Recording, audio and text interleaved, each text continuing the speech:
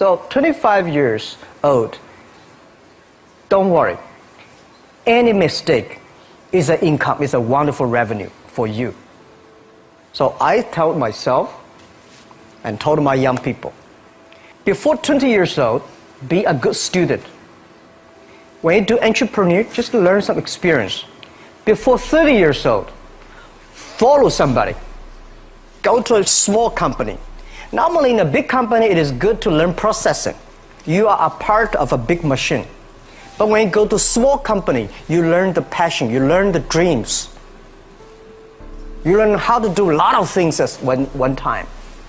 So before 30 years old, it's not which company you go, it's which boss you follow. It's very important. A good boss teaches you differently.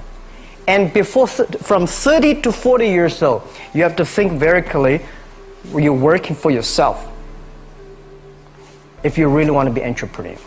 When you're 40 to 50 years old, you have to do all the things that you are good at. Don't try to jump into the new area. It's too late. You may be successful, but the rate of dying is too big. So 40 to 50, think about how can focus on things that you are good at. But when you are 50 to 60 years old, work for the young people. Because young people can do better than you. So rely on them, invest on them, making sure they're good. So when you are over 60 years old, spend time for yourself. On the beach, sunshine, right? It's too late for you to change normally. But this is my advice to the young people. 25 years old, make enough mistakes. Don't worry. You fall, you stand up. You fall, you stand up. Enjoy it. 25 years old, enjoy the show, enjoy the show. I did not have a rich father. Tried 3 times for university, all failed. I applied for Harvard for 10 times, all failed. They don't even want to see me. For the last time, I went to the teachers' college, which was considered the 3rd or 4th class of my city. So I applied jobs for 30 times, got rejected. It was so difficult at that time. I was so frustrated because I taught in the university. My pay was $10 a month. Because I could not find a good job in 1994. Discussed that I'm going to do something called internet. And 23 of them against it. They said, this is a stupid idea. We have never heard about internet. And you know nothing about computer. And I never thought I was smart. Nobody believed that I could be successful. Because everybody say, well, this guy think differently, think crazily. They think about something never work. I tried to borrow $3,000 from the banks. Took me 3 months, but I still cannot get it. We talked to over 30 or 40 venture capitalists. Everybody said, no, forget it. A lot of people said Alibaba is a terrible model. As I said, I believe it. I think this thing could be big. I never thought it would be that big like today. But I believe that something is waiting for me there. And I have to work hard to prove myself. That was the tough experience. So we gathered $50,000 from 18 founders. We started. For the first 3 years, we did not have even $1 revenue from our business. It was not easy. Why it keeps us going ahead, going forward? Because I received lots of email of thanks from the customer. They say, this is such a great thing. We cannot pay you, but this thing helped us. If you keep on helping us, one day you will be successful. And I believe this. Little by little, we build up our business. Little by little, we build up our ecosystem of the infrastructure. And now, after 16 years, we have an Alibaba group, we have a Tmall group, we have a Taobao group, we have Alipay. And people said, you are so smart. How could you make a company like that? Bill Gates, Warren Buffett, Jack Welch, Larry Page, Mark Zuckerberg. The difference between those people and other people, they are always optimistic for the future. They never complain. They always try to solve the problems of the others. When you're optimistic, it's always opportunity. People, same here today. Jeff, where is the opportunity? I don't have a job. I don't have this. I don't have that. We are at the best time of this century. The best assets you have is that you are young. Don't complain. Let the other people complain. The opportunity always lies where people complain. Think about how you can make things different. Is there anything I can do that make the difference? And then when you think about this, start to do it. I saw a lot of people, young people, have fantastic ideas every evening. But in the morning, they go to the office same again. Being an entrepreneur, you have to do the things before the other people do. You have to wake up before the other people wake up. You have to be more brave than the others. Use your instinct. Everything you do is to the need of the customer. To everybody, to any person, tomorrow is new. Make the move, make the action. Whether investors believe it this or not, whether your friends believe it or not, whether your parents believe it or not, that's not important. You believe it, your team believe it, and work day and night on this. That's how the things happens. Make enough mistakes. You fall, you stand up. Any mistake is an income, is a wonderful revenue. Don't worry about the money. Money follow the people. People should follow the dreams. If you have a dream, just to go ahead. I think nobody can conquer the world. We only can serve the world. Either work for the others or work for yourself. And I choose the way, work for myself. Working for myself, that means working for the society. If you really want to work for yourself, think about the others. Because only when the other people are successful, when the other people are happy, you will be successful, you will be happy. I think today people worry a lot about the world, about the economy, China, economy in the world. But I'm very optimistic. When people start to worry, that is the opportunity is. I worry about the blood testing, and she created good things. And I think great innovations, great companies always happen in the tough times. Life's like the music. You have up, you have a down, you have a long, you have a short notes. And I like your American movie. Life is like a box of chocolate. You never know what you're going to get, right? So I'm pretty optimistic. The opportunity in the future for equality is huge, because in the last century, the IT is for big companies. The globalization is for big companies. But now with the technology, we can serve those 80% of the companies that never been served. We can serve the 80% of the young people that have never been served. Technology for internet is so cheap, so easy to use.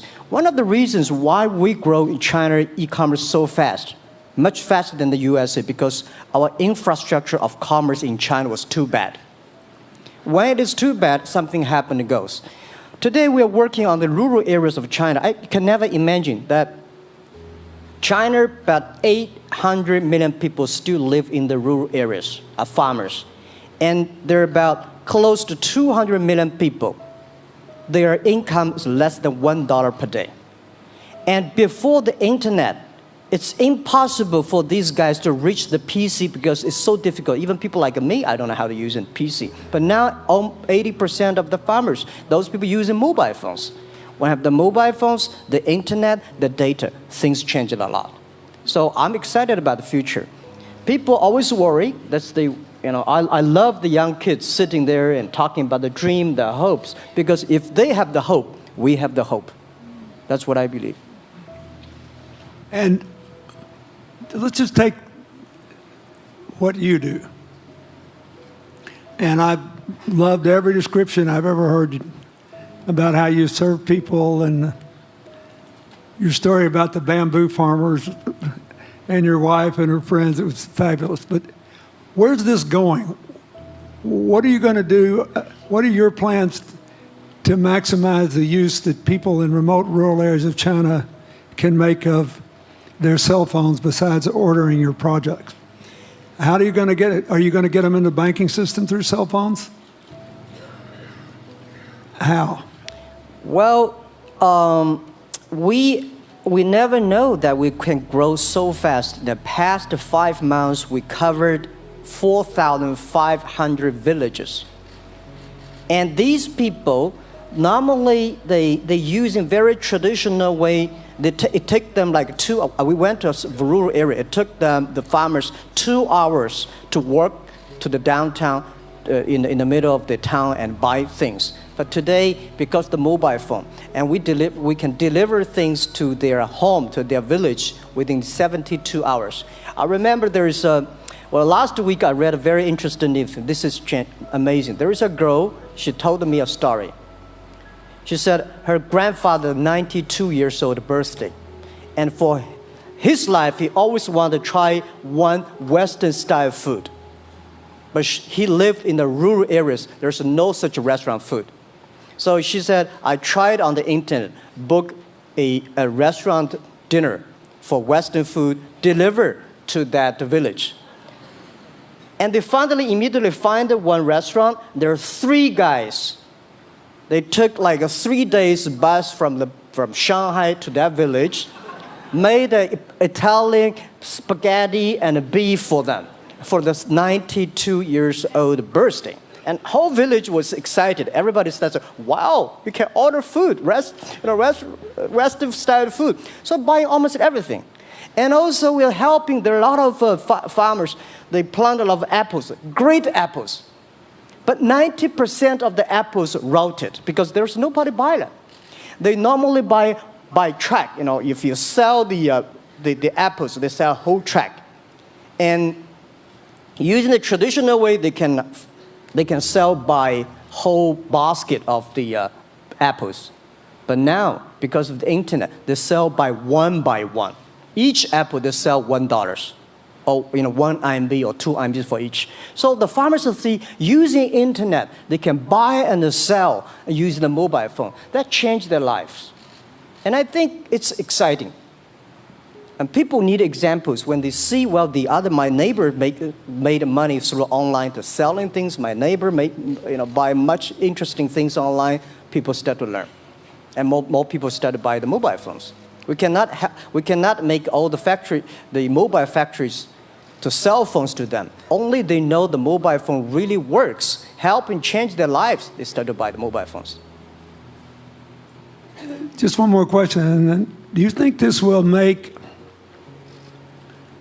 the current problems like the current problem in China less likely? That is, if we'll have more market information and the market will drive where the investment goes instead of the government trying to make judgments about, I better build another housing development or office development here, there, or yonder, and you wind up with a bubble. If it comes from the bottom up, is it more likely that fewer bad things will happen? Yeah, I think last week I was in Seattle discussing about the China economy. I think you American people worry too much about the China economy. Well, you see, every time when you start to worry about China goes better. Every time you think China is in problem, we'll get better. But when you have to say, you have a high expectation of China always a problem. Like parents have the expectation of the kids, are the same. But there's a big difference between American consumption because people say, the economy is bad, so China consumption will be good low. No, totally different. You Americans love to spend tomorrow's money. And the other people's money, maybe. Or maybe the children's money. We Chinese love to save money. We are probably the largest country, the safe deposit in the whole world because we've been poor for so many years. When we make money, we put in the banks because someday we know the disaster is coming, so we can spend the money. So when the economy is bad, we still have the money to spend. You guys probably don't. You worry. And the second thing is that China been focusing on developing for the past 30 years. China government so strong on investment, so strong on exporting, but they are too weak on the domestic consumptions. Domestic consumption is not driven by government, it's driven by entrepreneurship, driven by the market, not the government. So in the past 20 years, government is so strong. Now they're getting weak. It's our opportunity. It's our showtime. to see the market economy, entrepreneurship, how we can develop the real consumption. I think if the China developed the great consumption, we have a 300 million middle class. In next 15 to 20 years, we're going to have 500 million middle class. We need to import a lot. So when we start to import, that's a great. It's going. I worry a lot when we export. When we export, we got a terrible sky, we have a terrible water, we have a terrible environment. When we start to import, we got to be better. So that's all the great opportunity, guys. Be happy about that. I'm serious. I agree with that. I'm serious. Yeah. Worry about yourself. Don't worry about the others. The reason some of us worry about China is we depend on you to buy our debt. However, I tried to be more Chinese when I was president. I saved a lot of money. So good. Good. But I just wanted you to say that because I really believe that. I mean, I think you're absolutely right. The trend toward greater internal consumption is, I think, will remain unbroken in spite of whatever the difficulties are in the next few months. I think it's important not to overreact. You can't break the trend.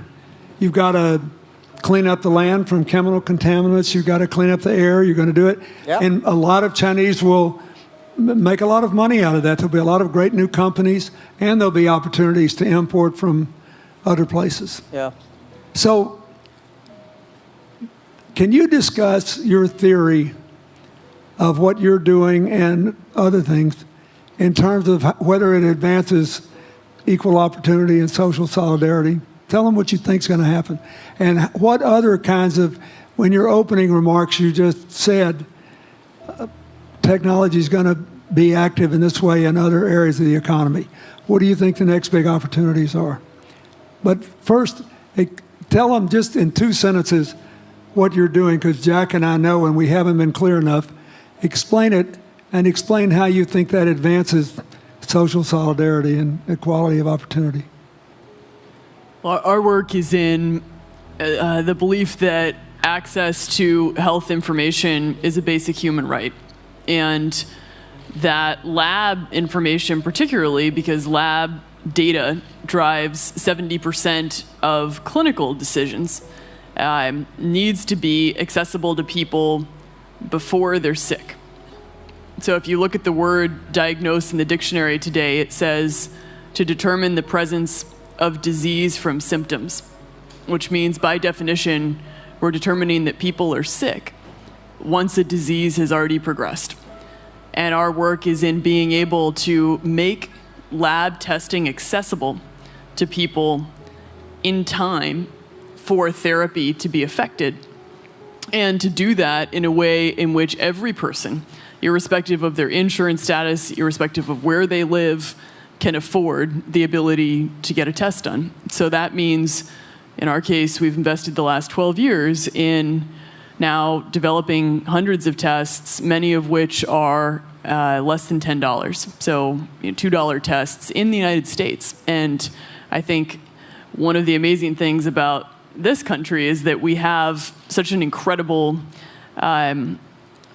ecosystem for fueling creativity, and that creativity can create new markets. So in answer to your question about the market being able to conform itself to social good, I think the creativity that goes into creating these new technologies creates new markets in and of themselves. And our basic belief is that those new markets come from empowering individuals and enfranchising individuals and trusting that individuals have the capability to engage with information, and in accessing that information, beginning to take control of their own outcomes and their own health outcomes, and in doing so, changing the way our healthcare system works.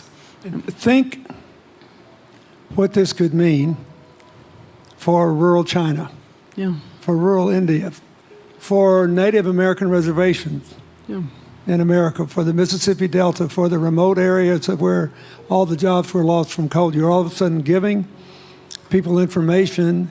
And one of the most important things I think we did in my second term as president in the healthcare front, was develop this diabetes self-care program. And all of a sudden, Jack's company could be delivering the means to self-care based on your test. I mean, I think that this is a very big deal. We all want to live as long and as well as we can. And Craig Venner was here. We were joking about whether we'd make it to 100. But in the meanwhile, you want to keep people healthy. And if they're sick, you want to intervene early, not late. Yeah. Well, and if you look at, the ability to engage with this information, we have a $4 trillion healthcare problem in this country. 20% of it is type 2 diabetes, which is reversible. And we have 90 million Americans who do not know they are pre-diabetic. But access to information and the ability to engage with that information is the foundation for being able to change those outcomes and cost, right? One more fact, and then I want to call on Jack. You founded this company 12 years ago, right? Yeah. Tell them how old you were. I was 19. Yeah. So, don't worry about the future. We're in good hands. So, I was thinking about 19, where I am. 19, I've not passed the examination for university yet. I failed 3 times, but I think it worked out. I'm not good at schooling.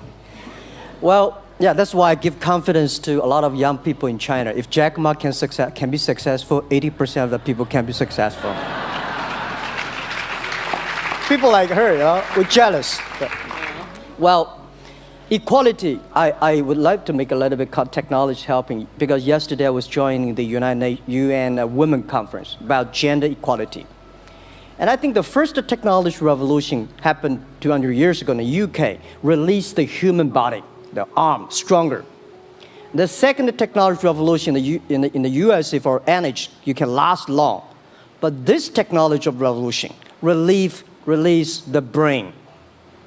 So this century is not a competition who is stronger, whose muscle is stronger. It's who is smarter, who is soft, who can listen.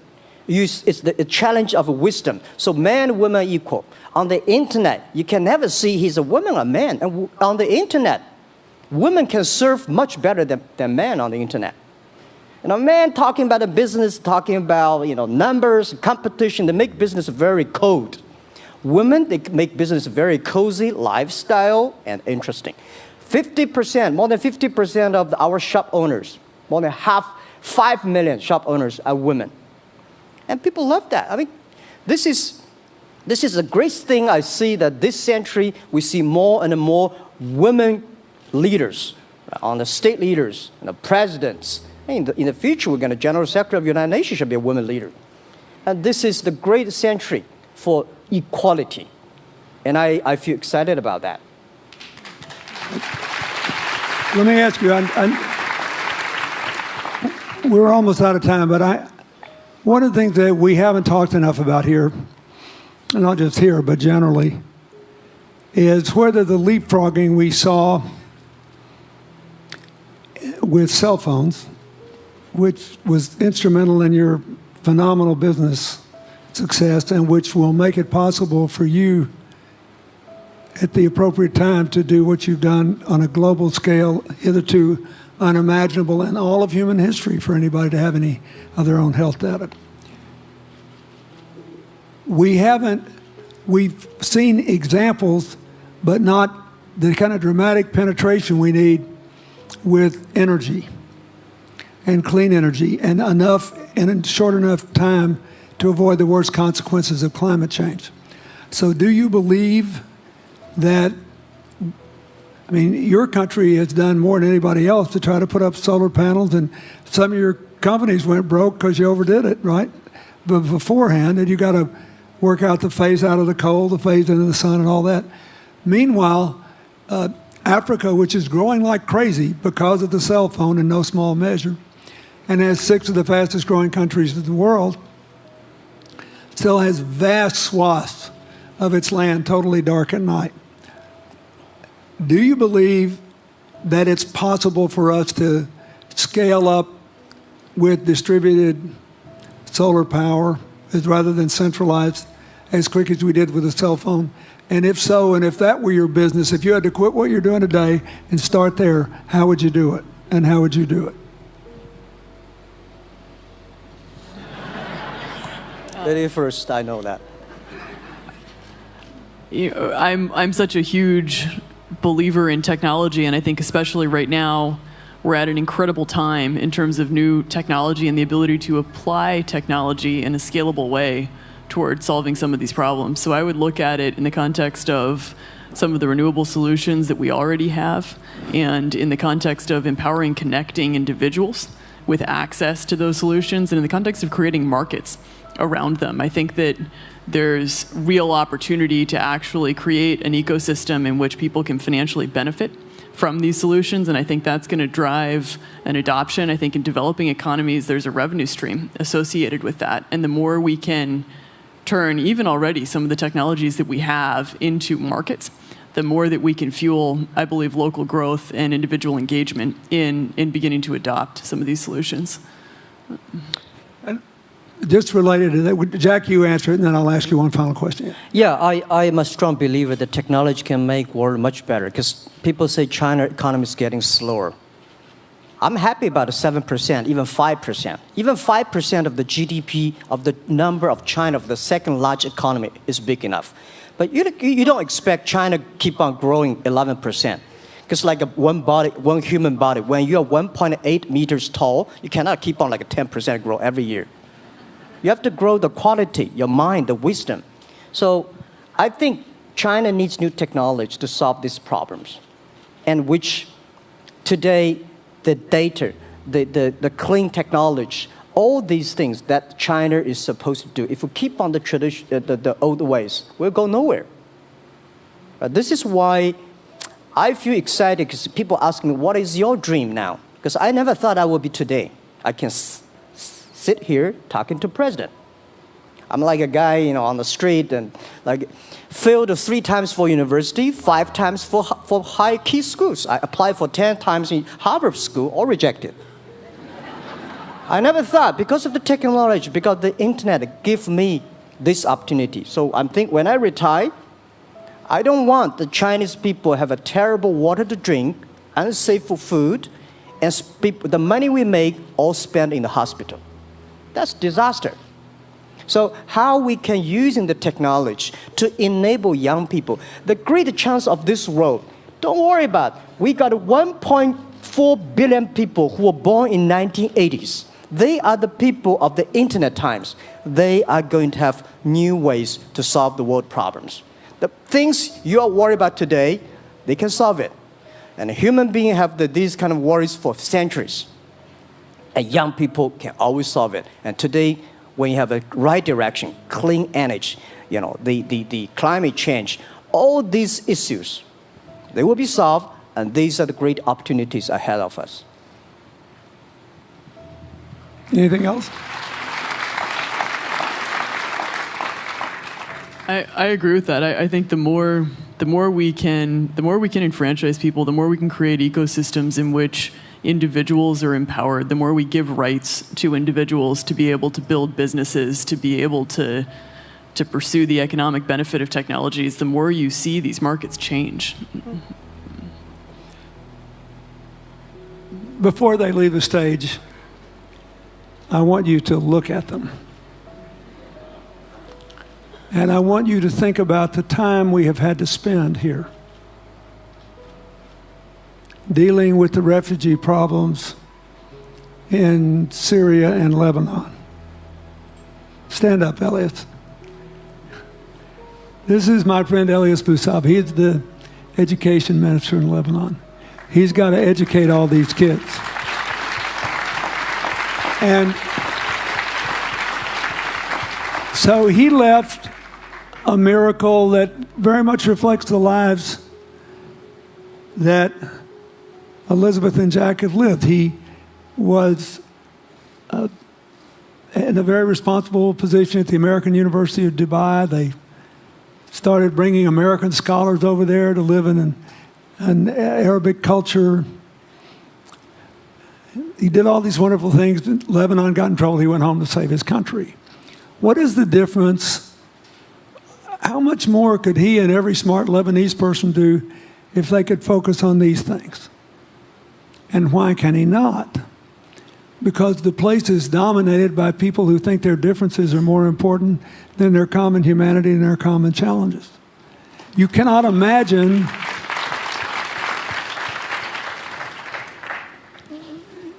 Jack Ma's proud of being Chinese. I like that. He never hid it. He's happy about it. I'm proud to be a global citizen too. Yeah. Yeah. And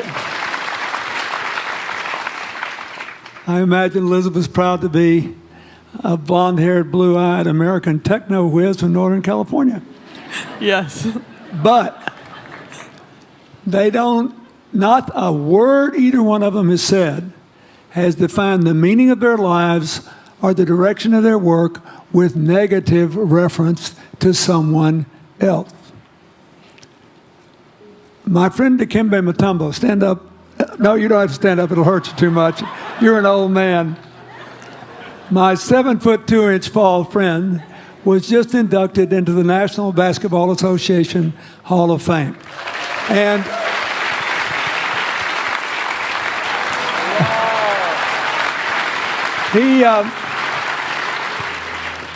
my family, my whole family loves him.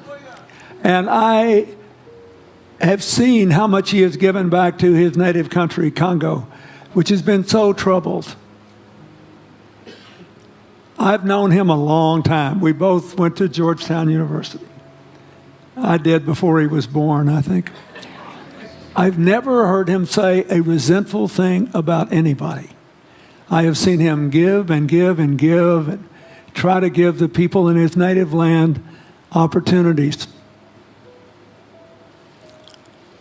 Why am I telling you this? He's had a good life because he never defined his life with negative reference to anybody else. He never begrudged anybody else's success, and he thought he had an obligation to help other people. I'm telling you, we are back in a time of collective global insecurity where the main struggle is the oldest one in human history, just in modern techno realities. I mean, if you were trying to build the Middle East, you would think about our permanent sponsor here, the ambassador from Oman, who her government tried to help head off a calamitous war in the Middle East over the nuclear issue in Iran. We all pray to God that it'll work out all right. And the lead she made. You look around all these places, wherever people are putting aside their differences and working together, good things are happening. We cannot achieve economic or social equality without living in the factual realities of the world we face, looking at the obstacles, looking at the opportunities, making the best decisions. And those of us who even feel good about ourselves because we think we spend a lot of time giving, our whole goal should be to work ourselves out of a job. One of the things that Bill and Tanny Austin are sitting there with Starkey, they started giving away hearing aids, and then they decided, well, we better teach these young people how to speak. If they get the gift of hearing, they'll have to learn that. So they got into the education business. Sonny Varkey got into the education business and decided somebody ought to do something really dramatic to remind people that the only people that really matter are the teachers. So he gave the first Global Teacher of the Year award last year, and an international panel gave the prize to a teacher from Maine who promptly gave the entire $1 million to her school.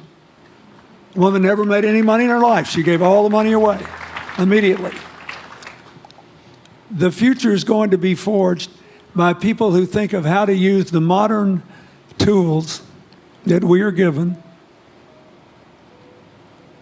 as Elizabeth and Jack have, to create opportunity through empowerment. And it will not be a straight line. It's too many moving parts. But I just want you to think about that. The reason you feel good looking at them is that you identify with them even though they're different from you. And that's basically where we are all over again, and we can't slip back. We can't give up. That's why when we had the Prime Minister of Italy and George Soros talking about the future of Europe, and George said it was coming apart, and the Prime Minister said, no, it doesn't have to come apart if it's about something more than economics. I thought it doesn't have to come apart if you will it not to. And you put yourself on the line for it. There are no guaranteed outcomes today, but you can guarantee that the trend is right. So go ahead, you were going to say something, weren't you? Yeah, I just wanted to add, I mean, as we're talking about the future and from my own experience and looking at all the faces here, I think a huge part of the answer to your question is also to raise our little girls with the stereotype that they can be the best in engineering and science and math, because when they do in all of these industries, it changes everything. And we need to do that in this country, and we need to do that as parents in other countries. You know? Yeah, I was thinking about if what you say. I think about when you talk about problems, you normally is like a politician. When you talk about opportunities, that the business people. I was thinking about how we can using this all the problems that change the problem become the opportunity. And I don't know. I just feel excited when people talk about problems. I think think about if you can solve one of them, that's the chance. And today, nobody live in this century has so many opportunities and so many tools they can use to change other people's life. And I think in the last century, which I call the IT time, this century is called the DT time, data technology. IT is to empower yourself, make yourself strong. DT is to empower the others. When you empower the others, you empower your future, yourself. So when I listen to you talk, I agree, and I think that's why we were born in this century. That's why how we can use the internet to help more people. Let's give him a hand. Thank you.